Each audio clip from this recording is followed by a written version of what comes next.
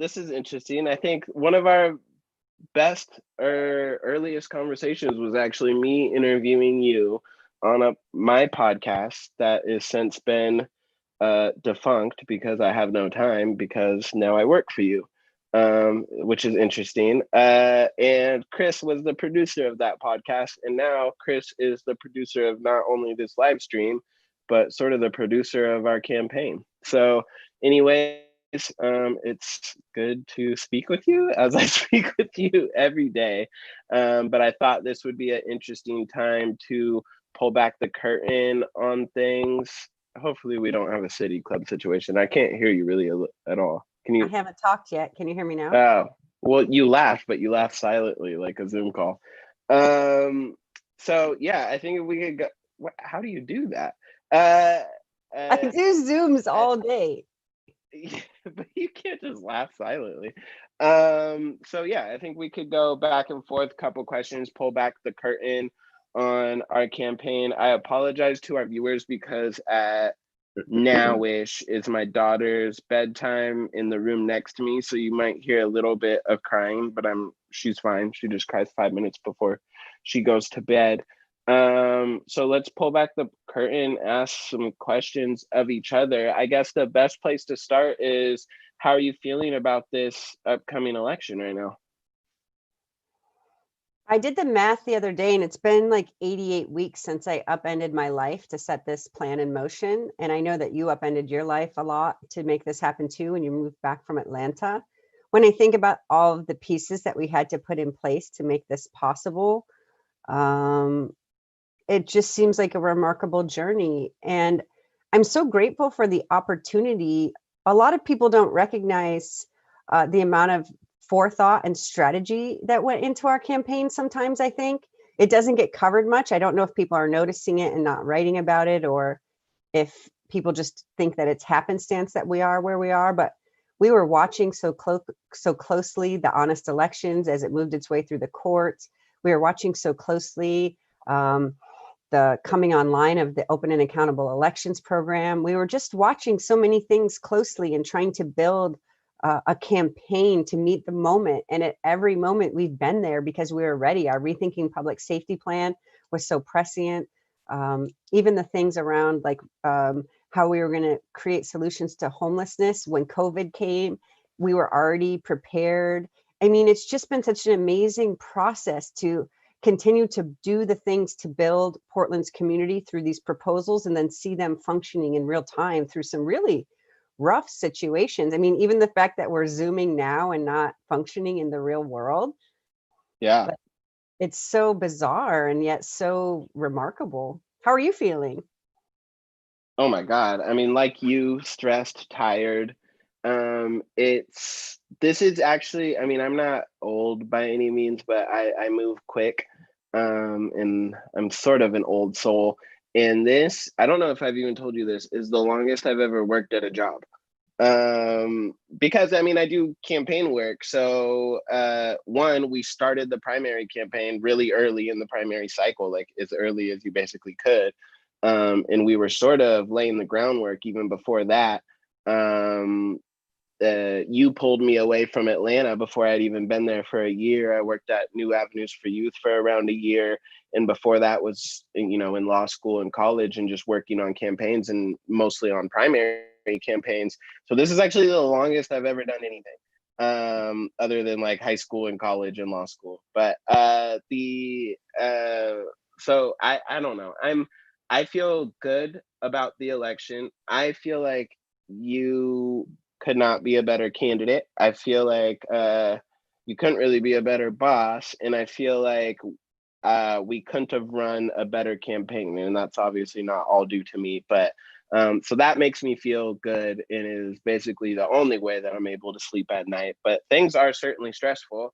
We still have a lot of work to do, and we're still doing a lot of work now. So, I mean, we're still having 12, 14-hour days. But I feel good. I feel proud. I think people didn't expect us to be where we were And it's funny that we always expected to be where we are. We built that primary campaign, especially given the numbers that we were seeing internally, to keep Ted Wheeler from getting 50% of the vote, right? And on that day, where we, or I guess not on that day, but the next day, when we found out that we did successfully, stop laughing silently, I can't take it. Okay, I'll laugh out loud. On that day or the next day when we found out that we did keep him under 50%, we didn't then think we have it in the bag, but we knew that was that fight, and now we have a one-on-one fight. And we were confident in our ability to, once we had a one-on-one fight, to pull it through. And I think it has been slightly frustrating, as you say, for people not to cover, especially for me, because I'm the one doing it. Like, we didn't get here by accident, right? We didn't get through the primary by accident. We didn't be in both by keeping Ted under 50% and being in the top two. That didn't happen by accident. And while we could have never predicted the pandemic, which actually at the time of the primary was a net positive for Ted Wheeler's election chances, we didn't predict the pandemic and have campaigned through a pandemic on a campaign that is supposed to be grassroots and people powered, and is, but transitioned from door knocking to something completely different. And then to be in what I think, we've sort of internally always thought we were the front runner, especially with internal numbers, but even now with external numbers, we're clearly the front runner. That is a remarkable achievement. And I think that some people might think we lucked into protests and unrest, but one, we didn't luck into what our community response would be to that unrest and the policies that you had released before the unrest that became even more pressing during the unrest. Obviously, the pandemic has been bad for the entire world, especially all the people that have lost their lives to it. But again, that was not something that helped our campaign. And so there has been a lot of external factors. And I wouldn't say that we predicted them at all, but we did predict what the city of Portland would need to move into a progressive future, and what it would mean to have visionary leadership. And I think we would be in this position that we're in now, in the pole position, regardless of whether there was civil unrest. And that's a testament to you and to the campaign. That was a lot of filibustering. I want to ask you, take us back, because you and I knew each other obviously in 2016 in your run then, and through community activism, etc. And maybe I'm messing up my order of operations here, but I believe you asked me if I would be interested in running a campaign for mayor before we had that initial meeting, the one that I Zoom called into. I mean, I think maybe we discussed it on that podcast. We were like in the no, not in the podcast interview. In the podcast interview, I asked you if you were running, and I told you, if you run, come back on the podcast to announce it. I'm trying to think, because it was Twitter DMs where you had asked me, would you be interested if I ran for something and basically helping me do it? And I'm trying to remember if that was before or after we had that initial call that I Zoomed into. But I guess my two questions are, why did you ask me, of all people in the world? Did you expect me to say yes? And then walk us through the first moments before I'd even come back from Atlanta. Well, that's actually a really interesting question, because it's a pretty iconoclastic choice. But you have a bit, I mean, I'm going to go back and circle back to something you said too, where you said you have a pretty good candidate. I mean, from all the stuff that we're getting dragged for, you have a bit of a challenging candidate. I mean, I'm a hugely flawed individual who's pretty iconoclastic, outspoken, with a very untraditional background for someone doing something like I am. So it's funny. Remember when we had the challenge of let's try and make Sarah human? Well, they've definitely done that for yeah, us. they Sarah certainly is have. certainly a human. Yeah, I'm not just Yeah. the policy spout, the policy wonk spout anymore. Sarah is a human. Yeah, I am definitely a flawed human. I think it was a combination of a few factors. One, if we were going to run this campaign right now that's trying to bust apart the status quo, you can't lean into the standard bearers of the status quo to do that, because they're always trying to drag you back to that center. They're always trying to drag you to that place of like moderation so that you can reach like as wide as many people as possible. It's this mass effort. And I had this sense when it came time to decide about 2020 that if something was going to shift in Portland, like something, we saw that Pattern Integrity Films that was released today with that interview of me from 2019. Like literally nothing about my priorities for Portland has changed in that time. And so when you think about the fact that things on Wheeler's Watch just kept getting worse, I kept thinking, what's going to shake us out of this stasis that keeps getting people like him elected, that keeps us from making progress? Like, what are the factors that go into that? One surely was campaign finance reform. So there was that box, and I knew that I had those opportunities. Two, we know it's the gatekeepers, right? We're seeing them now kind of coming around that like United for Portland, whatever. There's like these certain sets of people who think that they get to decide who the leadership is. But it's like the storytelling about the idea, like the vision is what we're really communicating to Portlanders here right now. That's why we launched with that Green New Deal. And so if we were going to try to come around whole new campaign finance model, we had to build a whole system. Remember, like nothing existed before us. We built all the software, we built all the all the scripts, we did all the things to manage that on our end so we wouldn't even break the city system. And we had to build a whole new model. And then when we went out to look for like even fundraising help, no one knew better than we did, because we had built the model internally that was the most exemplary model in town. When it came to the gatekeepers, we knew that no one was going to give us like the keys to the city without knowing all the secret handshakes. And so we had to work around and build relationships one by one all around the city to build up these hundreds of endorsers that we have, who initially they didn't particularly seem maybe influential on their own. But by the time we amassed such a big following, we had just this powerhouse of people who were backing this campaign. And then when you have how you're going to lead this, someone like you who's bringing an outside voice, who is really, I don't want to say renegade, but maybe radical. You're very radical in your thinking. And by that, I mean, you go straight to the root, the heart of the problem, the core of the situation. You're a brilliant analyst. You take in a lot of information and are able to transform that into a strategy very quickly. I mean, if you were on Wall Street, you'd probably be brilliant if you ended up in finance or something like that, because your brain just works at this pace that's pretty remarkable. And then, but you didn't know that. Well, but it was pretty clear, because you manage a lot of situations out in the world, like even seeing you in the protests in the early days after Trump's election, like you were wrangling a lot of moving parts at a very executive level. You had a very executive level functioning. And so the amount of growth that you've even demonstrated on this campaign, I mean, you have such an infinite capacity for growth from your natural talents and instincts to where you're even going to go beyond this, that it just seems like a good fit for all of the different pieces we are trying to put together. And maybe I'm even backfilling that a little bit. Some of it was instinct, some of it was advising from people who trust you and vouched for you.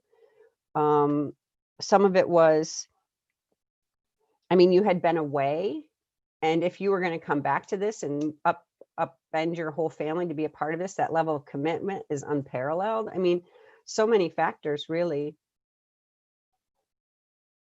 All right, I'll allow it. Is that a satisfactory answer? I don't know if I passed that quiz. No, that was really good. It's just, I think it it wasn't necessarily surprising to people if they thought you were going to be not where you are now, right? Like, I think a lot of people thought, and when I say, I guess, yeah, just a lot of people. I'm not saying a majority or anything like that, but probably a majority. A lot of people thought that my hire was not necessarily a surprise, but signaled that you were not going to be where you are today. And so I think the foresight that you had, that I had the capacity, was something that you might have been, I mean, I like me, but you might have been ahead of me on, you know? And so I think that that speaks to your leadership, but also your ability to see leadership, and also your ability to see what you need to fill in, not necessarily holes or blind spots, but the talent that you need around you, not that's all, that's at one hand able to work with you well, but also to see your vision through. But also, like, you and I obviously, like, you know, we talk every day all the time, and we disagree often, right? And so somebody coming in, that I think a lot of campaign managers are just supposed to be execution, right? Like, just what we're doing, go do it, right?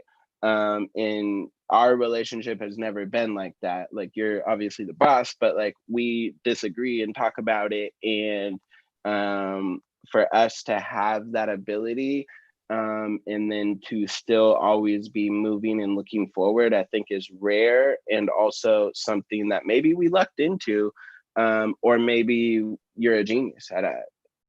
I mean, No, you're you know what certainly a it comes genius, but back to though?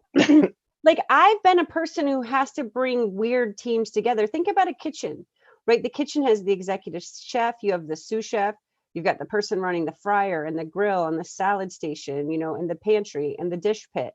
And no one person is more important than any other person. We all have a role to play, because any plate that goes out that window could potentially have one ingredient or one element from any number of stations. You can't have any weak links anywhere. And that also, I know the dishwasher is the most important person in any kitchen, essentially, because, you know, if you can't keep that system running seamlessly, you don't have a functioning uh, effort, right? And that's one way that non-hierarchical leadership matters, that I don't think a lot of people who come from maybe an executive, right, mindset, like CEO mindset, really get. That the funder of my restaurant, or the funder of an undertaking, isn't the one who powers that. It's those workers. It's each person bringing their talents, their unique disposition. And if you've got a person who's strong in one thing, it's not like you just get to ditch them. You need them to be stellar at what they do. You want everybody around you shining all the time. And that is something that is sorely needed in our society, especially when we're thinking about bringing people into access to power, to decision-making power, to opportunity, who've been marginalized or may come from different backgrounds that have different communication styles or patterns where they communicate differently, or even how they understand time or geography. Like, you have to be willing to have the people on your team all shine. And that's a pretty different mindset, I think, from maybe the CEO mindset, where everybody's like looking to optimize productivity and optimize each person. You want every person to be their best self. And one of the things that you're amazing at, like, I try to help you be your best self, and then you work and you make all the people on our team try to be their best self. I think that our team is amazing for that reason. And it's been so, like, unconventional. And you know, I said obviously COVID was bad for everybody, and bad for also because Ted, you know, the consensus opinion was that Ted handled it well, regardless what we might think of that. But we, you know, had a lot of people who were really good with technology, including producer Chris, who's, you know, pissed me off before this live stream and not being willing to come on. But operations slash producer Chris has been, like, fabulous. And who would have known? I don't know if I'm allowed to say this, but since he pissed me off and is not coming on, he was the CTO of Pickathon. Like, who would have known that having a chief technology officer would have been so fundamental to our success campaigning during COVID. So that one is, I guess, the one thing that we can't take extra credit for that Well, but you can. foresight. So pause there, though, because okay, cool. Let's do it. think about Pickathon, how essentially Portland that is. Think about the people that they bring together, their connection to the community, and how his background there, and we're talking about him even though he's watching us, is so essentially how he knows how people in Portland operate, right? He's got a good sense of the movers and shakers here, and he's got a good sense of the tools that they use, and he's got a good sense of the tools that he needs to connect us. This is where that iconoclastic team building is so critical. We were out in front of anybody, even in front of the city. We were doing better than local government when it came to transitioning our comms after the shutdown in March to be able to reach as many people as possible. And I believe that's why we made it through the primary, was because we transitioned so rapidly to a new communication model. And it really was grounded in people's experience in like other sectors that weren't local politics. And boy, was it close. Let's do a couple more questions, and then we can take some of these audience ones that have come in. What is the most stressful moment of the let's do these rapidish fire. What is the most stressful moment of the campaign thus far, do you think? Oh my goodness, that 52% moment on primary night when we thought we didn't get through. Yeah, that's not my proudest moment. I think I threw my computer. Most stressful? I thought you said. I did say No, I did say most stressful, but I'm just saying that's also not my most proudest moment, because I think I threw my computer on our Zoom chat. That was hard. I was really sad in that moment because we had worked so hard to get through the primary. I think that's probably, aside from, actually, I've been talking to Kat about it. Kat, my wife, for people that don't know. I think this moment, is more stressful for me because I think it all comes down to this. I was actually pretty confident that we were going to make it through the primary. So for it looking for a moment that we weren't was a huge surprise to me. So I slept better those nights before. This moment, I'm also confident, but it's like it's all coming down to this, So I think this is the most stressful moment, but I like, conversations like this where we have fun and trying to keep my mind off of things by calling undecided voters and stuff like that, and then finding ways to sleep. What is the favorite office that we have worked out of of yours? There's been 3. Yeah, we have so many offices and there's so much space now. I guess I will have a deep fondness in my heart for the garage in Ladd's Addition. As much as I love the shed and the call center and all that vibrancy, those Getty images from yesterday are fantastic. If people haven't seen them yet, I hope they get a chance to look at them. I think they captured the spirit of what we're trying to do. The garage really is so emblematically Portland, and it brings me back constantly to my roots. One of my first board positions ever was as the secretary of the city repair project. And the fact that we share that space, and that's really where I got my start in civics, let's say. It's such a visceral reminder every time I go in there of that you have to stay rooted to your community and to your place and to the people who have always supported you and who have taught you. Like, we can grow as big as we want. And I hope that all of us are growing so big beyond where we started, because if we don't grow, we just wither. But if you continue to grow and take all those things with you, every time I go in that garage, I get kind of a boost from my past. So that's a bit nostalgic and almost a little sappy, but I guess the garage there is probably my favorite one. Which one did you like the most? Well, I really like the co-working aspect of the original office over in the Central East Side Industrial District. So I liked that there were a lot of campaigns going on. Most of those campaigns didn't survive the primary or won in the primary. So it would have been a different vibe. I'm actually having the most fun, I think, now at the Watershed, because there are like 5 couches, which, as you know, is like my where I do my best work, as you say. And also that there are so many people there, that the people that we have on the phones there are so brilliant. I feel like every word that I hear, like in my peripheries, is someone saying something about you and why people should vote for you. That I'm like, wow, that's a great point. So I think that the discovery of the zip line that is there yesterday was fun, and I think also yesterday was one of the most fun days of the campaign. So I think I'll have really fond memories of that. Should we talk about yesterday or?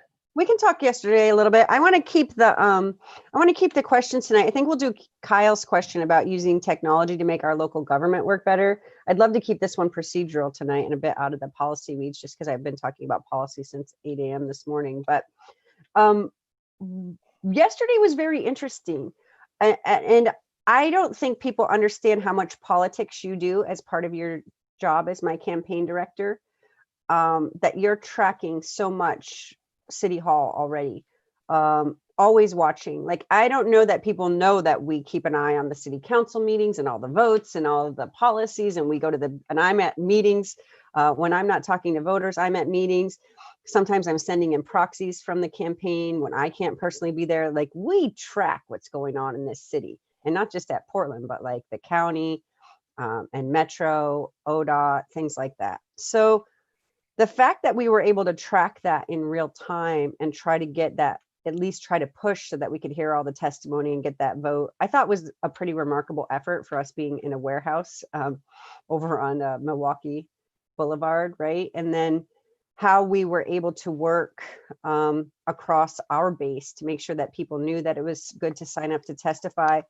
I think it's demonstrating how powerful this grassroots coalition that we've built is, how they show up so hard for issues, how they show up, whatever it is, whether it's houselessness or the wildfires or the protests. Like, this group that we've built that helps us do things like make sure there are enough people, signed up to testify and things like that. It demonstrates how much capacity we've built around a vision for the future. So that was a pretty powerful day. I was sad they didn't vote. I would have liked to see Wheeler on the record, not willing to make that cut. I'm pretty sure he's going to be a no vote. But it would have been nice to see him vote. Yeah. Let's see. Let me ask you I have this. some more questions if you don't have any more questions. I have a question for you from Kyle. What have you learned about how democracy works in Portland during this campaign? I'd love to hear your take on that one. Oh, well, I mean, we all know this, and it's sad that money matters so much. For a different reason, for a lot of reasons. One, it takes a lot of money just simply to get a candidate's message out. So right, like you could have ran as a candidate. I mean, 2016 might be a good example, but anybody could run. There were a lot of people on the ballot in the primary who ran who might have had good policies, right? And it's just not enough. So one of the things that I think is a misconception from many average, not just Portlanders, but voters in the world, is that it's all about who the candidate is, right? And obviously you need a good candidate, but money has such a huge influence on your ability to get the message out, but also in your ability to look serious to the press. I think the press narratives have such a huge impact on elections that people don't understand. And I also think that voters aren't 100%, including me at a national stage, everybody, we don't 100%, we're not all in control of how we come to our decisions as voters, right? Like, so we see media, and I'm not like the anti-media guy. I'm just saying that there are a lot of things that come into our brains to make our decision. We see social media, we see media, we see our bubble, we see our friends, we see advertisements. And all of those things come together. And if a campaign doesn't have the money to become competitive or to get their message out, they're never going to be competitive at all. But also, when we talk about money, amount of money that people, including the mayor himself, but also his allies in the big business community, are willing to spend to what I would say is not even really protect their interest, but to protect their influence, is, I can never overstate it. I mean, it it's not about, I'm going to donate to a Republican or some other candidate or Ted Wheeler or somebody because I'm worried the other person is going to tax me. It's a little bit about that, but it's more about, I'm donating a lot of money because that person calls me when there's an issue that comes up. That person will pick up the phone when I call because I'm Columbia Sportswear or Nike or something like that, sorry, or I'm Tim Boyle or Nike or PGE or something. That person, they're going to pick up when I call. And so it's not necessarily about people being scared that Sarah is going to tax them too much, because Sarah, you has the solutions to homelessness, which is the problems that they care about.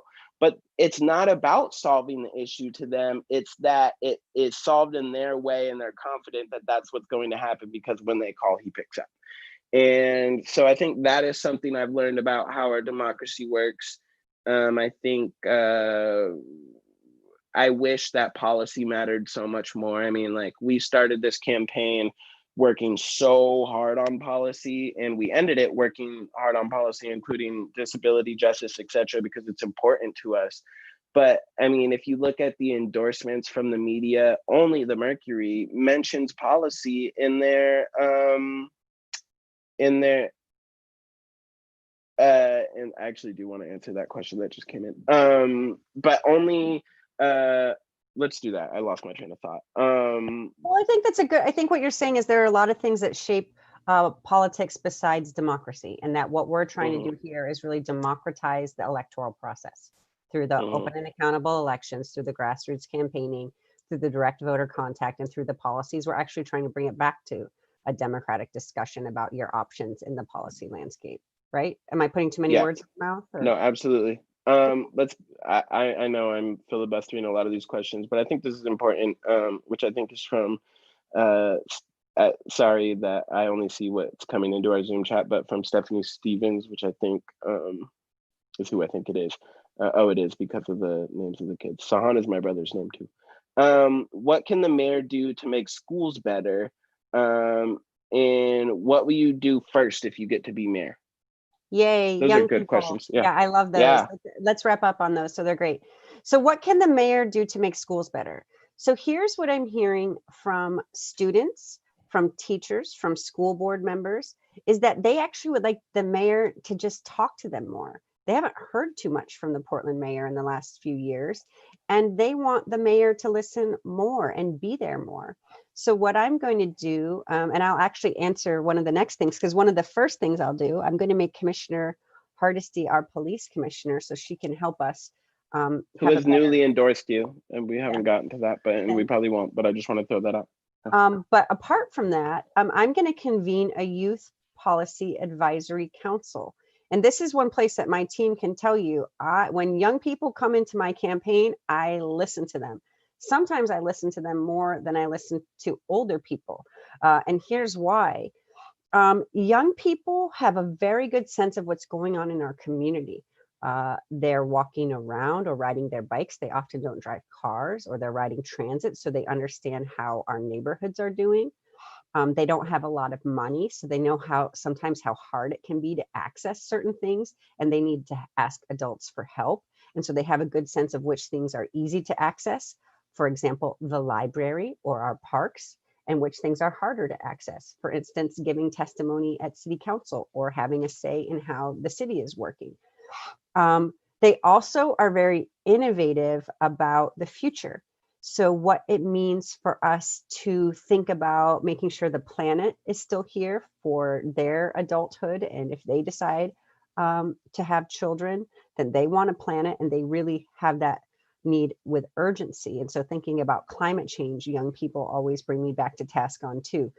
So the mayor, what I'm going to do as mayor is really work with all of the 6 school districts in our city to meet with their teachers and their board members and their students and make sure that I'm listening to them and hearing their needs for the city. I'm going to make sure that our parks and green spaces have a lot of resources for young people so that they can have access to the help that they need, whether that's through physical recreation or arts and culture or even mentorship and tutoring. Making sure that we're having people have safe routes to school all the time. Safe streets are really important to me. And I would love every young person in Portland to be able to walk back and forth to school or ride their bike back and forth to school just by themselves. It's such an important thing to be able to do in your life. That's a huge priority for me. I care deeply about that. And so getting the youth together as that youth policy advisory council and then working with the different school districts and all of the people in them, hopefully I can bring the tools that a mayor has to make sure that life is easier for those folks in those communities. So thank you. And I hope that both of you will stay in touch about Portland's future, because again, I love listening with young people and talking with them and having them shape policies for us because they bring such a unique and important perspective. And I think we're about to, yeah, go ahead. We have 2 minutes, I think, and I just got a text from our comms director who said, can you answer how to help people displaced by gentrification? Which I know is a longer question. If you could answer it in a couple minutes, and then we can sign off. Well, the best way to help people is to prevent gentrification in the first place.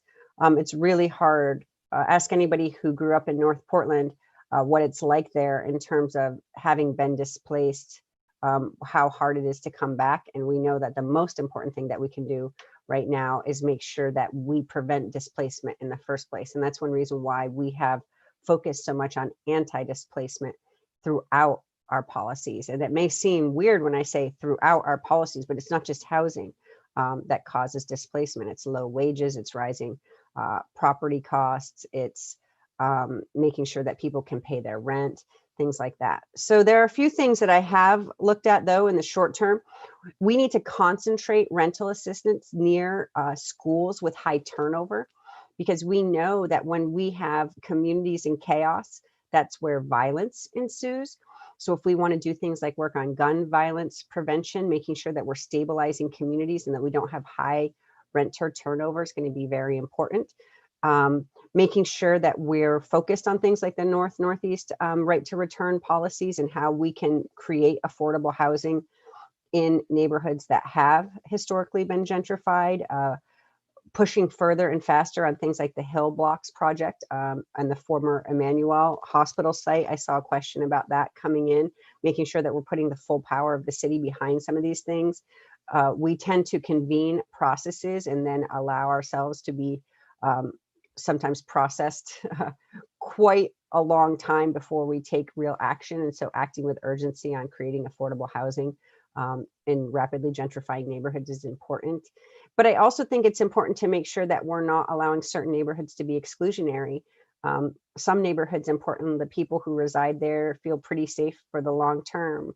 And other neighborhoods have a high turnover, not just in the kind of housing and the population and the development there, but it's about having equal urban development patterns across the city.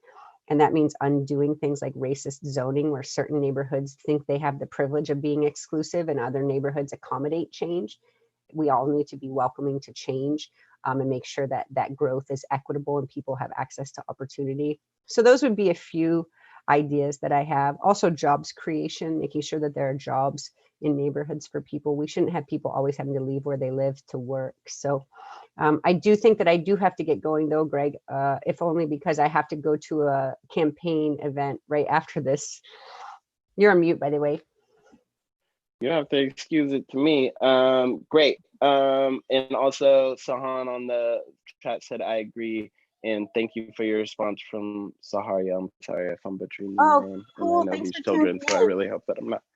Yeah, of course. And thank you, Sarah, for joining me. Thank you to our ASL interpreter. Thank you to producer Chris, who I'm still mad at, but it'll be okay. and have fun at your 8 o'clock event, Sarah. And we will talk as we do every day, all day. Yeah, and everybody just remember that if you really do want a people-powered city hall where we're tapping into new talent, looking at the corners of the city that don't get involved in our processes that much, and making sure that voices that are underrepresented and underheard really are centered in our political conversations, get involved in this campaign. There's still time. There's 5 days left till the election, and we are running that hotline 11 to 7. So if you know any undecided voters, send them that way. It's at sarah2020.com/hotline.